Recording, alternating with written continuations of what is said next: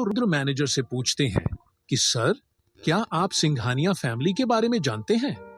Manager कहता है कि सर, मैं सिंघानिया फैमिली के बारे में ज्यादा तो नहीं जानता, बस इतना जानता हूँ कि सिंघानिया फैमिली वर्ल्ड की top strongest and dangerous 3 families में से एक है और न्यू सिटी बैंक के 70% शेयर होल्डर भी है, या आप कह सकते हैं न्यू सिटी बैंक के ओनर सिंघानिया फैमिली ही है। आज न्यू सिटी बैंक इतना पावरफुल है तो उसके पीछे सिंघानिया फैमिली का ही हाथ है। तब मैनेजर की बातों को सुनकर रुद्र ने जवाब देते हुए कहते हैं, सर, आप प्लीज मेरे लिए कार्ड बनवा लीजिए। तो मैनेजर कहता है, ठीक है सर, मैं अभी आपके लिए कार्ड बनवाता हूँ, और वहां भाग कर कार्ड लेने के लिए चले जाते हैं। थोड़ी देर बाद मैनेजर कार्ड लेकर आता है और रुद्र के हाथों में देखकर कहता है कि यह लीजिए सर, आपका कार्ड। उस कार्ड को देखकर मैनेजर अपने मन में कहता है कि इसकी संपत्ति के आ गई, यह कार्ड कुछ भी नहीं है। मैनेजर कहता है कि सर, इस कार्ड के ऊपर आपका नाम रुद्र सिंघानिया लिखवा दिया गया है। आप इस कार्ड को पूरे दुनिया में कहीं भी उसे कर सकते हैं, पर सर, आप इस कार्ड को केवल 10 दिन ही प्रयोग कर सकते हैं। मैनेजर के इस बात पर रुद्र चौंक कर कहता है कि पर सर, ऐसा क्यों? मैनेजर कहते हैं कि सर, सिंघानिया फैमिली आपको आपका ब्लैक गोल्ड कार्ड देगी, जिसके बारे में दुनिया में केवल कुछ गिने चुने लोग जानते हैं। वह कार्ड केवल दुनिया में 3 ही है। मैंने भी सर उसका केवल नाम सुना है। उसे कार्ड को सारी दुनिया कार्ड को ब्लैक गोल्ड कार्ड के नाम से जानती है। और मैंने उसे कार्ड के बारे में यह भी सुना है, उसे कार्ड में इतने पैसे होते हैं कि आप चाहे तो बैठे बैठे उसे कार्ड के दम पर इंडिया की सारी कंपनी को खरीद सकते हैं, फिर भी उसे कार्ड के पैसे खत्म नहीं होंगे। फिर मैनेजर रुद्र से कहता है कि सर, आपके पास केवल 10 दिन का समय, आपको यह परीक्षा पास करनी है। उसके बाद ही आपको आपकी फैमिली से मिलना है और आपको वह कार्ड भी दिया जाएगा, इसके बारे में अभी मैंने बताया है। तब रुद्र मैनेजर के केबिन से उठकर बाहर जाने वाला होता है। तब मैनेजर कहते हैं कि सर, सॉरी, मैंने अपना नाम नहीं पता। मेरा नाम विकास खुराना है और मैं इस ब्रांच का हेड हूं। रुद्र मैनेजर के केबिन से बाहर निकल जाता है और मैनेजर उसे जाते हुए का अपना कार्ड देते हुए कहते हैं कि सर, जब भी आपको कोई भी काम हो दिल्ली में, यह कोई भी काम करवाना, तो सिर्फ आप मुझे बस केवल एक में कॉल कर देना। आपका काम एक कॉल पर हो जाएगा। ऐसा कुछ भी नहीं है जो मैं आपके लिए दिल्ली में नहीं कर सकता हूँ।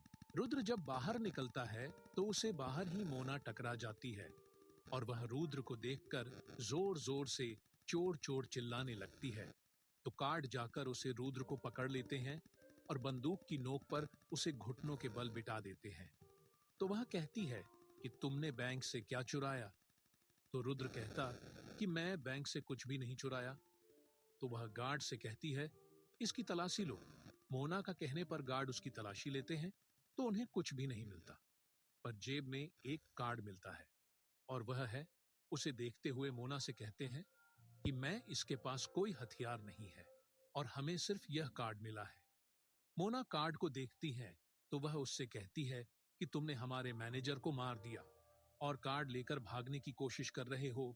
तो वह बहुत गुस्से में आकर पुलिस को फोन कर दे दिया और कहती है कि सर, जल्दी आया, एक गुंडे हमारे बैंक के मैनेजर को मार दिया है। केबिन के अंदर बैठा मैनेजर जब बाहर कुछ हलचल देखा है तो वह बाहर आ जाता है और मोना से पूछता है, तो क्या? मोना कहता कि सर, आप ठीक तो है ना? मैनेजर कहता है कि मुझे क्या होगा, और वह आगे बढ़कर सामने देखा है कि गार्डों ने रुद्र को गन पॉइंट पर बिठाया हुआ है। तो वह भाग कर जाते हैं और गार्ड को पीछे धक्का देकर कहते हैं कि तुम लोगों की हिम्मत भी कैसे हुई सर के साथ ऐसा बर्ताव करने की। और वह मैनेजर मोना को डांटे हुए कहते कि तुम्हारी इतनी हिम्मत भी कैसे हुई कि तुमने सर के ऊपर गन पॉइंट करवाओ। तुम्हें क्या हो गया है मोना? और फिर अपने गुस्से को शांत करते हुए कहता है और अपने मन में कहता है कि जब मैं खुद ही छोटे सरकार को नहीं पहचान पाया तो मोना कैसे पहचान पाएगी। इसलिए वह मोना को सबके सामने कुछ कहने से अच्छा वह मोना को एक कोने में ले जाकर रुद्र की असली पहचान बताता है।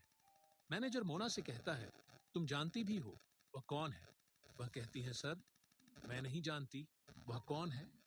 तो मैनेजर कहता है कि वह रुद्र सिंघानिया है, सिंघानिया खानदान का इकलौता वारिस है और साथ ही साथ हमारे इस बैंक का 70% का शेयर मालिक है वह। और साथ ही साथ उसके पास इतना पैसा है कि वह चाहे तो दिल्ली की सबसे बड़ी कंपनी को चुटकियों में खरीद सकता है।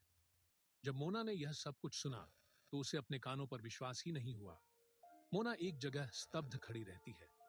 मैनेजर फिर मोना से कहते हैं कि जो और सर के पैरों में गिरकर माफी मांगो और उनसे को जो कुछ भी छोटे सरकार से माफी की भीख मांग लाना, नहीं तो कल से तुम्हें इस नौकरी पर आने की कोई जरूरत नहीं है। शायद मेरे भी नौकरी ना रहे। अब हम दोनों का फ्यूचर तुम्हारे हाथों में है, जाओ और उनसे माफी मांगो। तभी मोना के फोन पर पुलिस वाले का फोन आता है और बैक आते हैं कि हम पुलिस थाने से निकल चुके हैं कि वह गुंडा कहां है। तो मैनेजर जब यह सब कुछ सुनता है तो वह गुस्सा हो जाता है और उसे मोना के हाथ से फोन लेकर पुलिस वाले से कहते कि सर हमें तो गलतफहमी हो गई थी, प्लीज हमें माफ कर दीजिए। तो पुलिस वाला कहता है कि पता नहीं अपने आप को क्या समझते हैं, हम पुलिस वालों का टाइम भी खराब करते हो। इतना कहकर पुलिस वाला फोन रख देता और मैनेजर मोना से कहता है कि तुमने अभी जो हरकत तुमने की है, जाओ उन सर से माफी मांगो, वरना क्या पता हम कल इस दुनिया में भी ना रहेंगे। मोना इस बात से बहुत डर जाती है और जल्दी से जाकर रुद्र के पैर में गिरकर उसे माफी मांगने लगती है और कहती है, सर प्लीज सर मुझे माफ कर दीजिए, मुझे नहीं पता था कि आप कौन हैं। रुद्र मोना से कहता है कि कोई बात नहीं और आगे से ध्यान रखना कि किसी के भी कपड़ों से उसकी औकात का अंदाजा कभी मत लगाना, और उसे माफ कर देता है। इतना कहकर रुद्र मन के हाथ से काट लेता है और बाहर निकल जाता है। उसे खुद विश्वास नहीं हो रहा था कि वह इतने बड़े खानदान का वारिस है और उसे अपने हाथ में उसे कार्ड को देखकर अपने मन में कहता है कि वह इस परीक्षा को भी पास कर लेगा। बस 10 दिन में 1000 करोड़ है तो खर्च करने, और वह अपने मन में कहता है कि मैं 1000 करोड़ रुपए खर्च कहां करूं, मैंने तो आज तक सिर्फ पैसे बचाए हैं। वह आगे जाकर एक ऑटो को रोकता है और ऑटो वाले से कहता है कि एक एड्रेस देता है। वो एड्रेस उसके किराए का रूम है, उसी तरफ चलने के लिए कहता है। तो रुद्र ऑटो में बैठा यही सोच रहा है कि अब उसे यह पता चल चुका है कि सिंघानिया फैमिली का बेटा है और वह जल्द से जल्द अपनी फैमिली से मिलकर अपने सारे सवालों का जवाब जानना चाहता है। रुद्र जल्दी से अपने कमरे पर पहुंचकर कृष्णा को बताता है कि वह सब कुछ सच था, कि उसकी भी एक फैमिली और उसके अकाउंट में उसकी फैमिली ने कितने पैसे डलवाए और क्या कर तरक्की है। तो रुद्र को कृष्णा सबसे पहले शांत करता है और कहता है कि पहले तुम शांत हो जाओ और फिर विस्तार से बताओ तुम्हारे साथ क्या कुछ हुआ। उसके इतना कहने पर रुद्र शांति से बैठ जाता है और उसके साथ आज जो कुछ भी वह सब कुछ शांति से बता देता है और उसे पूछता है कि आप उससे क्या करना चाहिए, इतने पैसे कहां पर खर्च करने चाहिए। कृष्णा रुद्र की बात को सुनकर एक बार के लिए तो काफी शौक हो जाता है और कहता है कि इतने पैसे कहां खर्च करेगा। वह कहता है कि मैं मानता हूं कि मैं अग्रवाल फैमिली का बेटा हूं, हमारी तो कुल संपत्ति ही 1000 करोड़ की है, पर तुम्हारे अकाउंट में 1000 करोड़ की है, तुम्हारे अकाउंट में इतने पैसे डालना। कृष्णा रुद्र से कहता है तुम्हारी फैमिली तो बहुत अमीर है। फिर कृष्णा रुद्र से कहता है एक बात पूछूं तो रुद्र कहता कि तुझे कब से इजाजत लेने की जरूरत पड़ी डीडीएच गई। कृष्णा कहता है कि मैंने कभी भी इस सिंघानिया फैमिली के बारे में नहीं सुना है।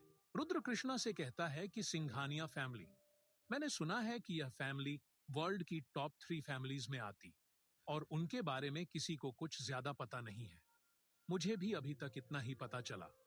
और एक और बात कि न्यू सिटी बैंक जो इंडिया का सबसे अमीर बैंक है, उसे बैंक के 70% शेयर्स मेरे नाम पर है।